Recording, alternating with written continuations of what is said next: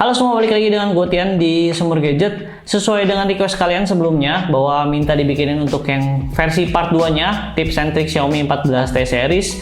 Nah, di video kali ini gue akan sharing ke kalian untuk yang part 2-nya. Jadi buat kalian yang belum tonton part 1, kalian wajib tonton ya, karena ini emang beda dengan part 1. Jadi biar kalian tuh gak ketinggalan gitu tips and trick yang udah gue kasih ke kalian sebelumnya. Oke, yaudah nggak usah lama lagi, yuk kita bahas. Oke, untuk tips yang pertama kita masuk dulu di bagian aplikasi kamera bawaan dari HP Xiaomi-nya. Di sini kalian tinggal pilih yang mode paling sebelah kiri, yaitu mode Pro. Nah, ini fitur untuk kalian yang suka banget ambil foto ataupun video secara manual. Karena di sini kalian tuh bisa atur lensa, mau pakai lensa wide, lensa tele, atau lensa ultra wide. Kalian juga bisa atur juga untuk white balance-nya, terus kalian bisa atur untuk autofocus, bisa atur untuk shutter speed, dan juga bisa atur untuk ISO-nya. Di sini juga kita tuh dikasih beberapa pilihan fitur ya, dan kalian bisa di sini ada Pro LUTs. Ini adalah LUTs bawaan dari HP Xiaomi. Kalian bisa pilih aja dan sesuaiin aja dengan kebutuhan kalian. Dan kalau misalnya kalian pilih tanda panah ke bawah di sini kalian juga bisa atur segala sesuatu ya, kayak mulai resolusinya, frame rate-nya, grid line-nya, juga terus auto exposure dan lain-lain. Nah, yang menariknya di sini dia punya yang namanya lock profile. Jadi kita bisa bikin video tuh jadi lebih bagus lagi warnanya sesuai dengan keinginan kita. Nanti hasilnya kalau misalnya kalian rekam itu nanti hasilnya akan jadi warnanya jadi flat kayak gini. Jadi kayak apa ya? Kayak nggak berwarna gitulah. Dan nanti kalian tinggal atur aja warnanya atau color grading di software video editing yang biasa kalian pakai. Nah, itu tadi untuk mode video, dan sekarang untuk mode fotonya di sini juga tetap sama ya, kayak yang di bagian settingan video tadi. Cuman bedanya di sini kita bisa atur untuk exposure-nya juga. Kita bisa turunin, kita bisa naikin seperti itu. Kalau tadi di video kita nggak bisa atur untuk EV-nya. Bedanya sih paling itu aja sih. Kalau misalnya kita pilih tanda panah bawah juga sama. Di sini tuh kalian bisa atur untuk exposure verification-nya, terus ada histogram juga, ini menurut gue penting juga. Dan kalian juga bisa pilih yang Ultra HD, yaitu dimaksimalin untuk resolusinya di 50 megapiksel. Ada pilihan watermark juga di sini. Ini watermark dari Leica seperti biasa. Tuh kayak gini. Mau kalian pakai Leica atau pakai reguler juga bisa. Paling itu aja sih. Selanjutnya di mode movie, di sini juga untuk kalian yang mau bikin film ya, atau bikin film pendek, itu kalian bisa pakai mode movie ini karena aspek rasionya di sini udah ultra wide banget. Kalian bisa pilih deh. Di sini 2:1. Jadi udah bener-bener wide. Harusnya ini enak kalau misalkan kalian mau bikin film di mode movie ini. Nah, selanjutnya kita geser ke sebelah kanan, ada mode video. Ini mode video yang biasa. Kalian bisa atur untuk EV-nya juga di sini. Kalau mode videonya di bagian sini. Lalu di sini juga kalian bisa atur untuk Pro LUT-nya juga. Ada pilihannya juga di sini. Di sini juga ada filter untuk beautify. Kalian bisa pakai di sini. Terus di bagian sebelah atas sini juga kalian bisa atur untuk resolusi, FPS. Dia juga ada fitur steady videonya, terus ada motion track fokusnya, jadi dia bisa nge-tracking sesuai dengan yang kalian arahin ya. Jadi dia akan terus-terusan nge-tracking autofokusnya seperti itu. Kalau misalkan kalian nggak pakai, kalian bisa matiin aja. Selanjutnya kalau misalkan digeser sebelah kanan lagi, mode foto ini yang biasa kita pakai juga. Nah, di sini tuh untuk mode fotonya itu ada dua pilihan ya. Di sini ada Leica Vibrant dan ada Leica Authentic. Nah, nanti untuk hasilnya gue akan kasih tahu ke kalian seperti apa. Sebenarnya untuk Leica Authentic tuh kayak warnanya tuh di sebelah sudut-sudutnya tuh kayak ada vignette gitu. Jadi menurut gue ini warnanya Leica banget. Jadi buat kalian yang mau fotonya berkarakter banget, khasnya Leica, itu kalian pilih yang Leica Authentic. Dan saran gue kalau misalkan mau lebih sedikit kental lagi Leica-nya gitu, kalian bisa EV-nya atur diturunin 0,3 atau 0,7 sesuai dengan keadaan di sekitar kalian gitu, atau objek yang kalian foto. Saran gue itu kalau misalkan mau lebih dramatis lagi hasil fotonya. Seperti itu. Nah, untuk Leica Vibrant ini biasanya kalau misalnya kalian mau foto pemandangan, kalian mau foto makanan, itu kalian bisa pilih Leica Vibrant karena hasilnya ini lebih ke eye pleasing. Jadi harusnya warnanya lebih gonjreng dan lebih siap untuk dipost di sosial media. Nah, saran gue ini penting banget nih, di bagian settingannya, grid line-nya kalian nyalain. Ini kayak gue gini, lalu center mark dan strike time-nya kalian aktifin juga.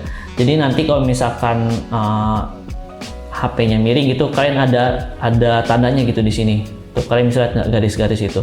Dan garis-garis yang membentang kayak gini nih, ini juga penting banget buat hasil fotonya biar lebih bagus lagi untuk komposisinya, seperti itu. Jadi saran gue wajib banget aktifin yang namanya grid line. Nah, untuk fitur AI kamera ini terserah kalian sih, kalian mau pakai atau enggak. Tapi kalau misalkan yang gue lihat, AI kameranya itu lebih ngebus aja gitu warnanya. Kalau misalkan nggak dinyalain, dia warnanya lebih biasa kayak gini. Tapi kalau misalkan dinyalain, dia tuh kayak akan lebih ngebus sedikit gitu. Jadi kayak warna oranye jadi lebih oranye, terus warna merah jadi lebih merah, seperti itu.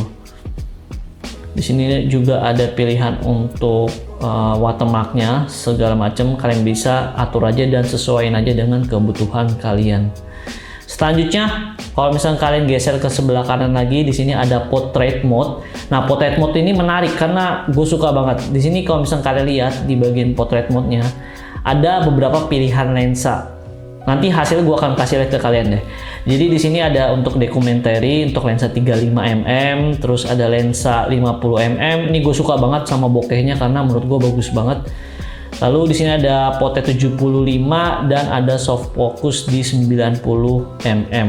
Kalau gue pribadi sih gue paling suka yang 50mm karena menurut gue bokehnya bagus. Emang ini bokehnya itu secara virtual ya, tapi menurut gue hasilnya kalau emang objeknya nggak terlalu sulit, ini hasilnya menurut gue maksimal banget. Di sini juga untuk filternya kita dikasih beberapa pilihan filter dari Leica. Menurut gue yang paling oke sih filternya Leica tuh yang BW ya, karena menurut gue ini paling oke dari segala macam filter BW yang ada di smartphone sih. Menurut gue ini paling bagus. Selanjutnya kita geser ke sebelah kanan lagi. Di sini ada untuk dokumen. Jadi kalau misalnya kalian mau foto KTP, kalian foto dokumen, kalian tinggal foto aja, nanti dia akan otomatis AI-nya kayak ngebingkai gitu, jadi kayak di scan gitulah dokumennya. Menurut gua ini bakal ngebantu untuk kalian kerjaan sehari-hari. Dan terakhir ada more, di sini tambahan lain-lain, ada untuk fitur night mode-nya, terus ada fitur untuk 50 megapiksel, ada fitur untuk bikin short video, terus panorama, slow motion, dual video, time lapse, long exposure, director mode. Nah, director mode ini juga bagus ya untuk kalian bikin video. Jadi dia tuh kalian bisa lihat di sini nanti semuanya akan ada indikatornya kayak mikrofon, terus baterainya, durasi, dan lain-lain. Untuk bagian displaynya, kalau misalnya kalian merasa terganggu, ini kalian bisa hilangin juga tuh indikatornya, dimunculin lagi juga bisa. Palingan itu aja sih untuk settingan-settingan yang bisa gue kasih tau ke kalian di bagian kameranya ini. Untuk teknik foto dan segala macam, gimana cara cari angle yang bagus, kalian mungkin bisa cari aja referensi YouTuber lain. Ada juga kok yang nge-share gimana caranya ngasih foto yang bagus di sebuah smartphone, kalian bisa tonton aja. Oke, sekarang kita lanjut aja ke fitur yang kedua, yaitu di bagian WiFi. Nah, jadi kalian masuk aja ke bagian setting. Di sini sebenarnya kalau misalnya kalian mau sharing WiFi ke teman kalian tuh nggak harus kasih tahu passwordnya ya, tapi kalian bisa langsung aja kasih barcode-nya. Jadi mereka tinggal langsung di-scan. Caranya di bagian setting, kalian masuk ke bagian WiFi di sini. Habis itu kalian tinggal tap aja di bagian WiFi yang kalian udah connect. Lalu nanti akan muncul barcode. Di sini kalian bisa share barcode-nya atau kalian bisa langsung kasih ke teman kalian aja. Nanti dia akan langsung scan dan langsung connect ke WiFi yang kalian juga connect. Seperti itu. Selanjutnya juga handphone ini support USB OTG. Jadi buat kalian yang punya flash disk atau external memory, kalian bisa sambungin juga ke smartphone ini. Tapi dia nggak terus-terusan on. Jadi harus di-onin dulu untuk fitur yang satu itu. Caranya kalian di bagian setting tinggal scroll aja ke bawah dan pilih yang namanya additional setting. Lalu kalian tinggal scroll aja ke bawah dan cari yang namanya OTG. Nah, di sini kalian bisa aktifin aja. Udah deh, kalian tinggal colok aja kabel USB-nya, nanti dia akan langsung masuk ke handphone kalian. Next, kalau misalkan di bagian image atau fotonya kalian mau sharing ke orang lain dan itu kalian nggak mau fotonya dipakai untuk orang lain, kalian bisa kasih watermark di foto yang udah kalian jepret di HP Xiaomi ini. Caranya kalian tinggal pilih aja image-nya, lalu kalian tinggal tap titik 3 yang di kanan bawah ini, lalu kalian tinggal pilih yang protective watermark. Dan udah deh, kalian tinggal pilih deh kata-katanya mau seperti apa, kalian tinggal ketik aja. Misalkan gue seperti ini, do not copy, oke. dan nanti dia akan langsung ada watermarknya kayak gini. Tuh, ada tulisan do not copy. Jadi ini biar gambar kita tuh nggak dicuri oleh orang lain. Next, tips selanjutnya buat kalian yang merasa terganggu untuk vibration motor di handphone ini, karena mungkin kalian nggak terbiasa dengan vibration motor, kalian bisa disable aja atau kalian bisa atur intensitasnya. Di bagian setting kalian masuk aja ke bagian sound and vibration, lalu kalian tinggal scroll aja ke bawah dan di sini kalian atur haptic feedback levelnya. Kalian bisa atur sesuai dengan kebutuhan kalian. Kalau buat gue pribadi sih vibration motor ini bagus ya, dan menurut gue ini udah enak banget kalau misalkan dipakai untuk typing. Next, di HP Xiaomi juga kita punya assistive touch kayak di iPhone, yaitu kalian masuk aja ke bagian setting, lalu kalian pilih namanya additional setting. Dan di sini kan tinggal scroll aja ke bawah dan pilih yang namanya quick ball. Nah, kalian tinggal nyalain aja dan nanti ada di bagian sebelah sini. Kalau gue sih di bagian sebelah kanan di sini. Tuh. Dia bisa nge-back gitu. Kalau misalkan udah di bagian home screen, tinggal swipe aja ke kiri, nanti dia akan nongol. Tuh, kayak gitu. Di sini kalian bisa masuk ke recent app, terus kalian bisa screenshot, bisa lock screen dan lain-lain. Seperti itu. Next, masih di bagian additional setting, di sini ada one-handed mode juga kalian bisa nyalain. Jadi buat tangan kalian yang kecil itu kalian bisa pakai one-handed mode. Nah, cara aktifinnya adalah kalian tinggal swipe aja ke bawah di bagian bawahnya sini. Tuh, dia akan langsung masuk ke one-handed mode. Ini kalian bisa pakai untuk kalian yang punya tangan kecil atau kalian yang lagi pakai satu tangan gitu HP-nya. Jadi kalian nggak bisa navigasi jauh-jauh, cuman di sekitar bawahnya aja. Kayak gitu. Next, tips selanjutnya buat kalian yang suka kerja di HP atau kalian suka multitasking di HP gitu, misalkan kerjaan kalian banyak, ini handphone juga bisa. Caranya di bagian additional setting, kalian pilih yang namanya floating windows.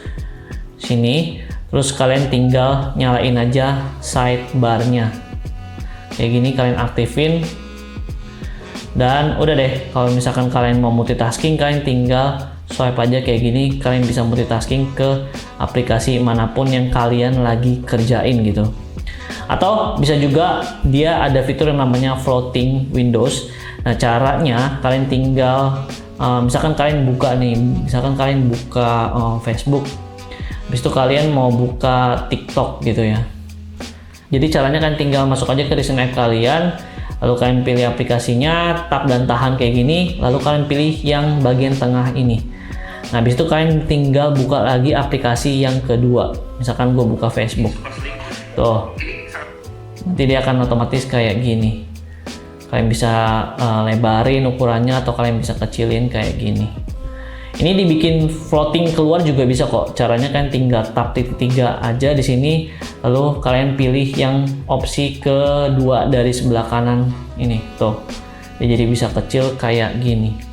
Menurut gue ini satu fitur yang bagus yang ada di sebuah smartphone ya. Jadi buat kalian yang suka kerjanya banyak, buka tab banyak aplikasinya, kalian bisa manfaatin fitur yang satu ini. Karena emang handphone ini secara prosesor juga udah kenceng banget, kenceng parah. Jadi harusnya dipakai multitasking, dipakai untuk buka beberapa aplikasi sekaligus, harusnya nggak akan nge-lag sih. Oke, next buat kalian yang udah ngerasa handphonenya udah mulai lemot gitu atau memorinya udah habis banget storage-nya, di sini kalian masuk aja ke bagian aplikasi yang namanya security. Sini, lalu kalian bisa pilih yang namanya deep clean. Nah, deep clean ini tuh dia tuh akan nge-delete foto-foto yang mungkin nggak penting, video-video yang mungkin nggak penting, kalian bisa delete di bagian sini. Nanti dia akan scan dulu, kalau misalkan emang kalian udah oke, kalian tinggal delete aja dan harusnya storage kalian tuh jadi lebih gede lagi. Selanjutnya di HP Xiaomi juga kita bisa pilih ya default apps ya. Misalkan kalian default apps ya untuk browsing itu di Chrome, atau kalian mau pakai bawaan browser dari HP Xiaomi itu juga bisa. Caranya kalian tinggal masuk aja ke bagian setting, lalu kalian pilih yang namanya apps. Nah, di sini kalian tinggal pilih aja yang namanya manage apps dan kalian tinggal tekan titik 3 atau tap titik 3 di kanan atas, lalu kalian tinggal pilih yang other setting dan pilih yang default apps. Nah, di sini udah bisa kalian setting. Misalkan kalian mau dialnya itu pakai aplikasi phone bawaan dari Google atau dari Xiaomi itu juga bisa dan segala macem. Atau kalau misalkan kalian udah mau balikin ke semua, ya kalian tinggal reset to default aja kayak gitu. Selanjutnya juga buat kalian yang mau sharing gambar atau sharing video misalkan di galeri, itu buat yang belum tahu itu juga ada yang namanya quick share. Caranya kan tinggal pilih aja image yang mau kalian kirim, lalu kalian tinggal pilih yang share ini ya di paling sebelah kiri, dan kalian pilih yang namanya quick share. Nah, nanti quick share-nya di handphone yang kalian mau kirim, misalkan di handphone teman kalian juga wajib aktifin juga ya, biar nanti akan kedetek di bagian sini. Itu menurut gua lebih cepet sih, dan itu bisa ke semua HP Android. Sebenarnya Xiaomi juga punya sih, namanya adalah Xiaomi Share, dan ini khusus untuk ke sesama pengguna HP Xiaomi. Jadi kalau misalkan di iPhone ini tuh ibarat kayak airdrop-nya gitulah. Ini harusnya ke sesama HP Xiaomi ini jadi lebih cepet. Nah, buat kalian yang suka main game di HP Xiaomi, kita juga disediain fitur yang namanya Game Turbo. Nah, di Game Turbo ini kita bisa maksimalin game di handphone kita gitu. Kita bisa monitor untuk performance-nya, kita bisa atur untuk profilnya mau ke high performance atau enggak, kita bisa boost juga. Terus kita di sini ada fitur voice changer-nya juga. Kayak gitu, kita bisa ngubah suara dan segala macam. Kalian bisa coba aja fiturnya yang ada di Game Turbo ini. Harusnya pengalaman kita main game jadi lebih baik lagi. Next, buat kalian yang mau aplikasinya itu nggak mati di background gitu, atau tetap nyala atau tetap aktif di background, ini bisa banget kalian kunci aplikasinya. Caranya di bagian Recent App, misalkan di sini untuk aplikasi misalkan TikTok, ini bisa gue kunci. Caranya kalian tinggal tap dan tahan aja TikToknya, aplikasinya, lalu kalian tinggal pilih yang gembok ini. Jadi kalau misalkan nanti gua clear Recent App-nya, itu dia nggak akan mati gitu untuk aplikasi TikTok-nya, dan dia akan terus jalan di background kayak gitu. Oke, terakhir buat kalian yang suka nanya gimana caranya pakai full gesture kayak gini, jadi nggak ada virtual button-nya. Caranya gampang banget, kalian tinggal masuk aja ke bagian setting, lalu kalian pilih yang namanya home screen, lalu kalian tinggal scroll aja ke bawah dan pilih yang namanya system navigation.